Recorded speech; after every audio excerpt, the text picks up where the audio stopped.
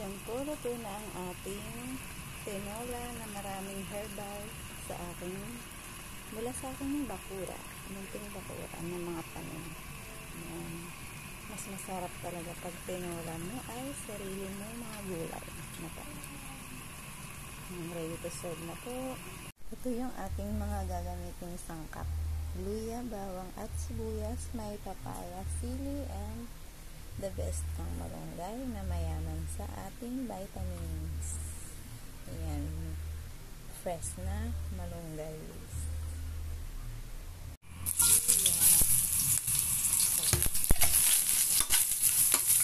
Natin ang bawang.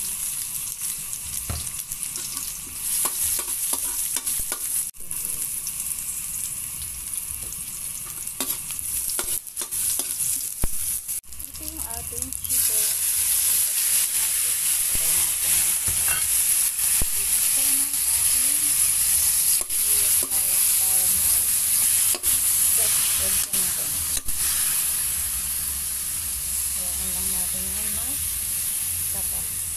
Ayan, at pag tumatas na nga ang ating manok, lagyan na natin ito ng 1 cup of water.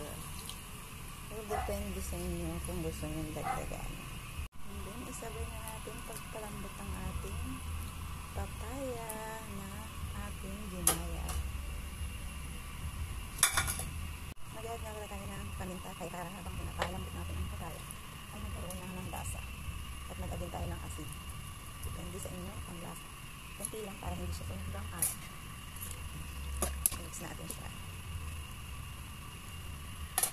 And then takpan natin hanggang sa siya ay kumulo at lumambot. Nag-add po pala tayo dito ng tanglad mula sa aking tanim na bakuran para mas malasa ang ating tinolang manok. Maraming herbal na sa pampalasa.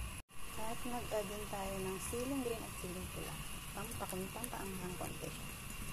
Para maianghang kagat ang ating tinola. Kunting pakulo pa. At ilagay na natin ang masustansyang malunggay habang lumambot ng ating papaya. Mas maraming gulay, mas masarap. Ayan. Hayaan natin na mag-mix sa ating mga gulay at chicken. Nagahili ko para tayo ng dahon ng pasili. Kunti lang po ang paragdag lang sa gulay. Mas masarap, maraming gulay. At yung maliliit na luya na slice para makain natin ang ating herbal luya. Ayan, halos hindi na nakita yung luya dyan kasi maliliit ang gayat. Gusto ko po kasi pinakain ang luya.